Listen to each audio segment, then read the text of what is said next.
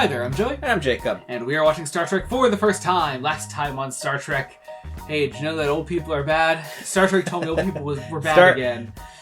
All I know is Star Trek's on a bit of a losing streak at this exact moment. It is. We had Schizoid Man and Unnatural Selection, neither of which we were particularly fans of. No. Especially Unnatural Selection, I think. Today, we're watching an episode called A Matter of Honor. Okay. Now, all right. I have two thoughts when I hear this. First off, it reminds me of Code of Honor, which fills me with dread. But two, might also sounds like Heart of Glory in my head. And if this is about a crew member on the ship, it sounds like it might be a Worf thing, and I would be really into that. Mm-hmm. So this is either potentially good, potentially bad. Yeah. But I guess we'll find out. Thanks for the transition. We're going to get into post-episode thoughts in a second. Be sure to join us then. We're about to watch A Matter of Honor.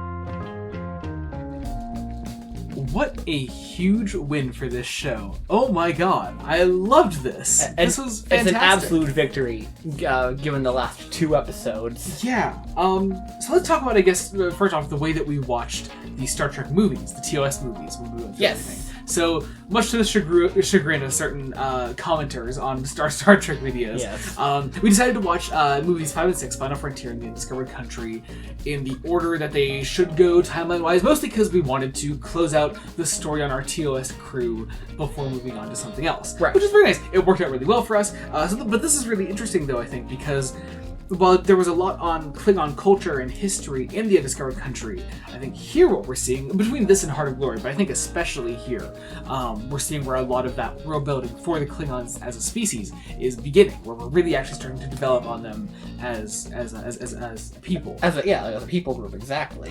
Whereas in TOS, the baseline was warriors, but mostly blackface. Yes. But it was just, warrior people, and don't think much further than that. They have they have a rocky relationship with the Federation and Starfleet. But here we have, first off, obviously a time when the Klingons are part of Starfleet. There are not just Klingons in Starfleet, like we see with Worf, but Klingon ships in Starfleet. They're using their own ships as part of Starfleet, in the same way that you use just regularly Federation-built Enterprise ships. Which I think is really interesting. I really love that. That's a great idea. We have Riker on board this Klingon ship. Yeah, here.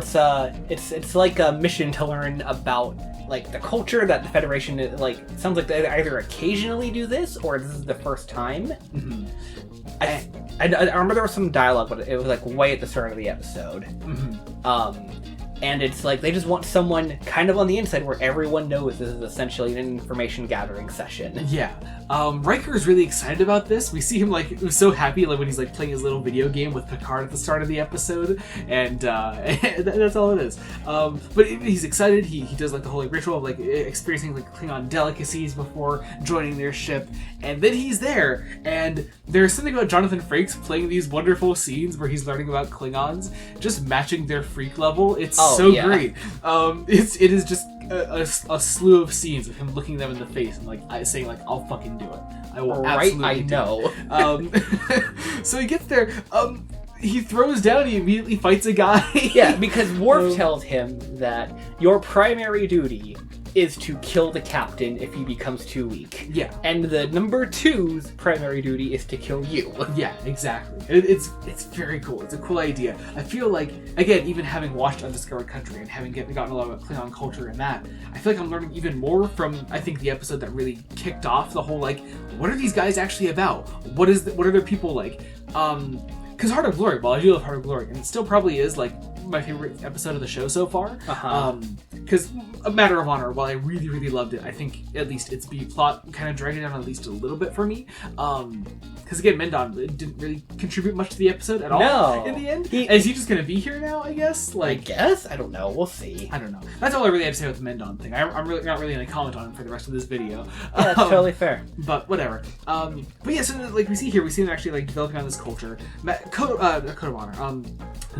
Definitely not Code definitely not Code of Honor. Heart of Glory was really just expanding on the warrior side, that the warrior baseline of TOS, and giving it just a little bit more flavor text, telling us more about those people, specifically involving Worf in it. And that was another thing with this, that I thought that I would be disappointed at first that Worf was not involved in going to this ship as well.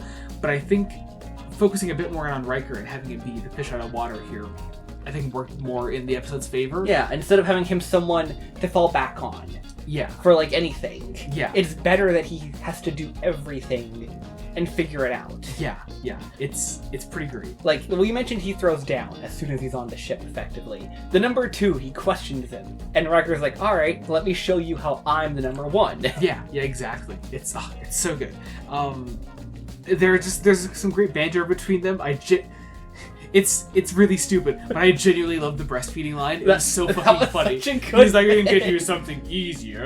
If you can't eat this, then we'll have one of the women to breastfeed you. And it's just like, it's incredibly stupid, but it actually made us laugh out loud. It was great. I don't know, man. There were so many interesting things aside from that, just here in this episode, that I thought just helped me a lot as a viewer of the Star Trek franchise. That I thought I was able to really latch onto. Oh yeah, it was great. It was really, really great. Oh god, I love that scene with the Klingon as the captain talking about his dad, right? No. Or no, that was the second officer. That was the second officer, I believe. Talking about his dad, and once again, it was just that moment of me realizing that as I'm watching this episode, I was really understanding their culture of this guy talking about how his dad was captured by Romulans and not allowed to die, and because of that, he now just waits in the village to die a dishonorable death because he will just die of old age, essentially. Yeah. And this guy has no intentions of ever seeing his father. Yeah.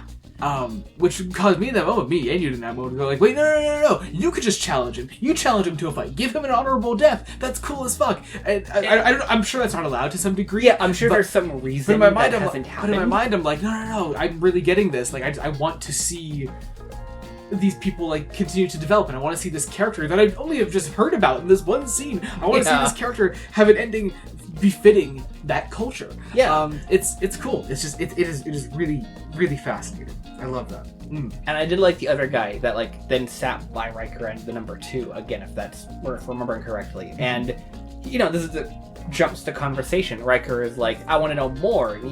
This is really fascinating. I should ask more questions. Mm-hmm. And he's like, why? I had a father and a mother. They look like me. Yeah. And he's like, what about your father? And the guy's like, oh, he died in battle. Yes. Yeah. And the mother, she's alive. He seemed kind of proud that his mother was still alive on top of it all. Yeah.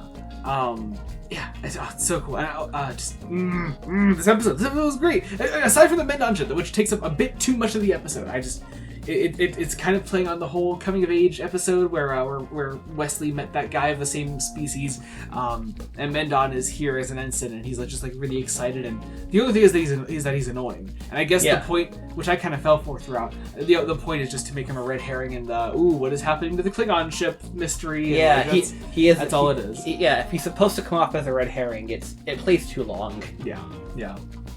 I loved Riker's "I am the captain now" moment. Yeah. Oh my god, that was so good. That was so good. Oh man, and also just there's that great moment when Riker contacts the Enterprise, and there's that great look of recognition in Picard's face and that smirk on him as they're like talking over the view screen. They're talking. Both ships are being eaten by like some kind of space bacteria. The Klingons wanted to fight, so Riker beams the other guy to the Enterprise, like the captain. Yeah, and he's like, hail frequencies. Yeah. Oh, it's so good. I love it. Oh, Jonathan Frakes. I love this man. I really, really do. Oh, man. What a great episode. Absolutely in love. I hope this is not the height of the season. I really hope this is not the height of the season. Not. That said, though, also, like, we've only had one list episode so far this season. That's true. And we're almost halfway through the season already, so we're getting there. We're getting there. All right. I think that about does it. Thank you all so much for watching. Be sure to join us next time when we continue Star Trek The Next Generation. I can speak. Until then, this has been Joey Morgan. I'm Jacob. Goodbye.